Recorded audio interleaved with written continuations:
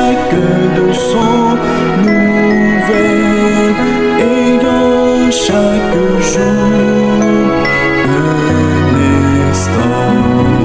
Amis étudiants, nos leçons. Amis étudiants, chaque jour, et nous aurons la paix du cœur et de son grand amour. Si nous étudions chaque jour, amis étudiants, nos leçons, amis étudiants, chaque jour, et nous aurons la paix du cœur et de son grand amour. Si nous étudions chaque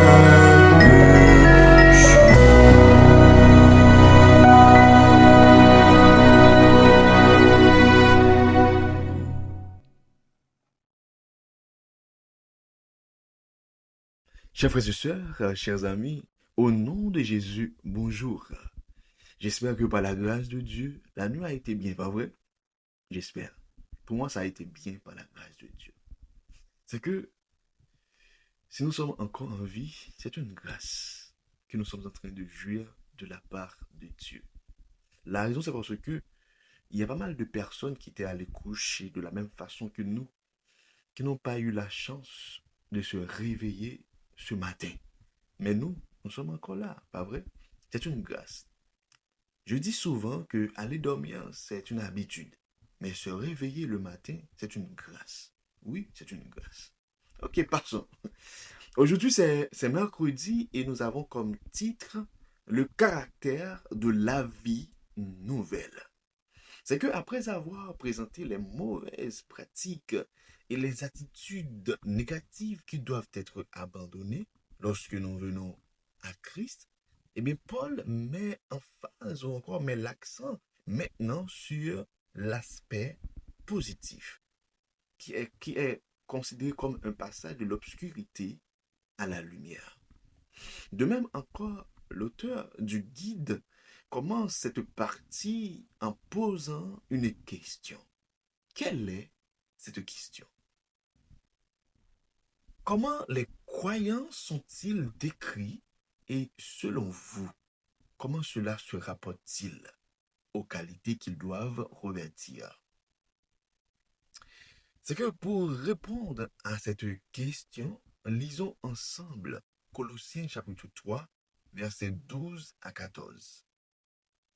Ainsi donc, comme des élus de Dieu, saints et bien-aimés, revêtez-vous d'entrailles de miséricorde, de bonté, d'humilité, de douceur et de patience. Supportez-vous les uns les autres, et si l'un a sujet de se plaindre, de l'autre pardonnez-vous réciproquement.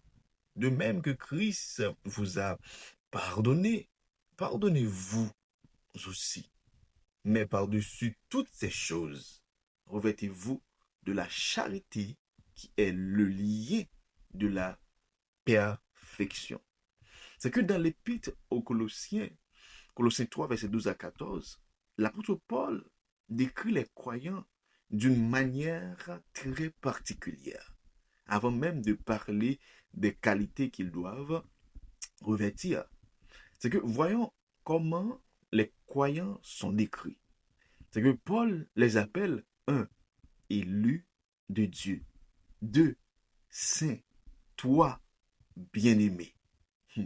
C'est que ces expressions, mes frères et sœurs, montrent leur identité en Dieu.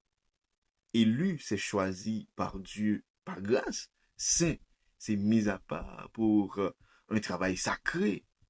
Bien-aimé, c'est objet même de l'amour de Dieu.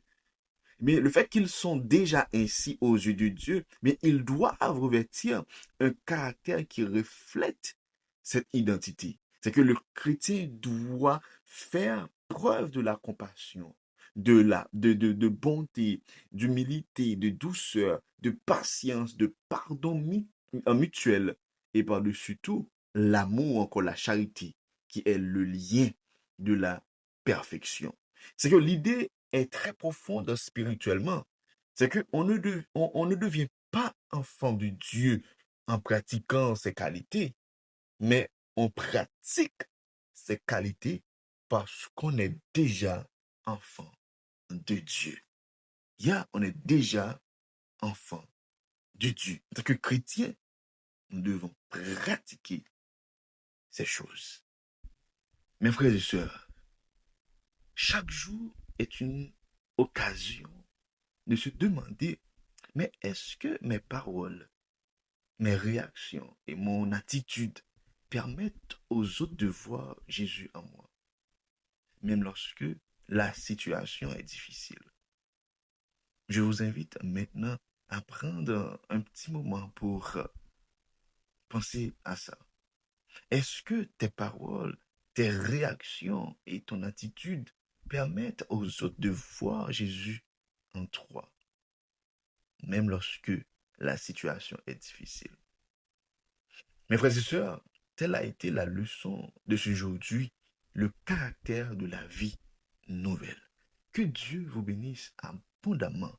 Je vous invite maintenant à nous aider à partager cette leçon. Et si vous n'êtes pas encore abonné à cette page, je vous invite maintenant à le faire. Déjà, merci. Une vie nouvelle. Si quelqu'un est en Christ, il est une nouvelle créature. Les choses anciennes sont passées et toutes les choses sont devenues nouvelles. Encore une fois, bon courage dans le Seigneur. C'était votre serviteur, Guy Caleb. Ciao, à demain matin si Dieu le veut. Une vérité à dire, des vies à libérer de la peur et de la honte. Trop de mensonges en circulent, mais la vérité existe. Dieu est le créateur de toutes choses. Le moment est venu de la dire. Oui, le moment est venu de dire la vérité. Dis-le au monde.